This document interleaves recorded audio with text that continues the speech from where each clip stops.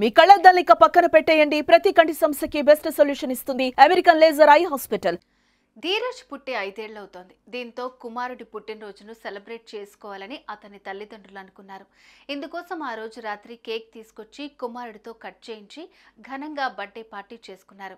Cut చేస్తే party జరిగిన కొద్ది నిమిషాలకే ఈ బాలుడితో పాటు అతని కుటుంబ సభ్యులు తీవ్ర అస్వస్థతకు గురై ఆసుపత్రి పాలయ్యారు. కానీ విషాదం ఏంటంటే ధీరజ్ పుట్టినరోజు నాడు ప్రాణాలు కోల్పోయాడు. ఇంతేకాదు అతడి తల్లిదండ్రులు ప్రస్తుతం ఐసీయూలో కొన ప్రాణాలతో కొట్టుమిట్టాడుతున్నారు. తాజాగా బెంగళూరులో చోటు చేసుకున్న ఈ విషాద ఘటన ఇప్పుడు ప్రతి ఒక్కరిని కంటతడి పెట్టిస్తోంది.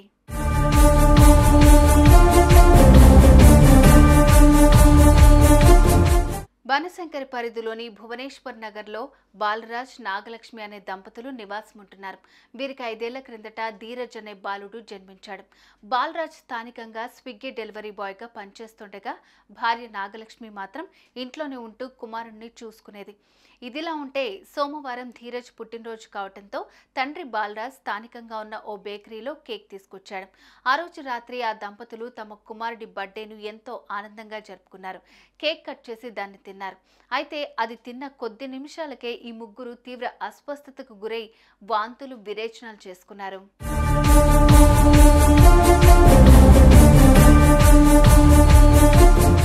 వెంటనే గమనించిన ఇతర కుటుంబ సభ్యులు ధీరజ్తో పాటు అతని తల్లిదండ్రులను దగ్గరలోని ఆసుపత్రికి తరలించారు.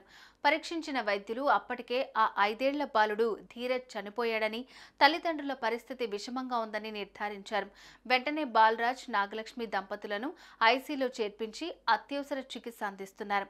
వీరి పరిస్థితి కూడా విషమంగానే ఉందని వైద్యులు చెప్పడంతో వీరి కుటుంబ సభ్యులు కన్నీరు మున్నీరుగా విలపిస్తున్నారు. అనంతరం ఈ ఘటనపై కేసు నమోదు చేసుకున్న పోలీసులు అన్ని కోణాల్లో దర్యాప్తు చేస్తున్నారు.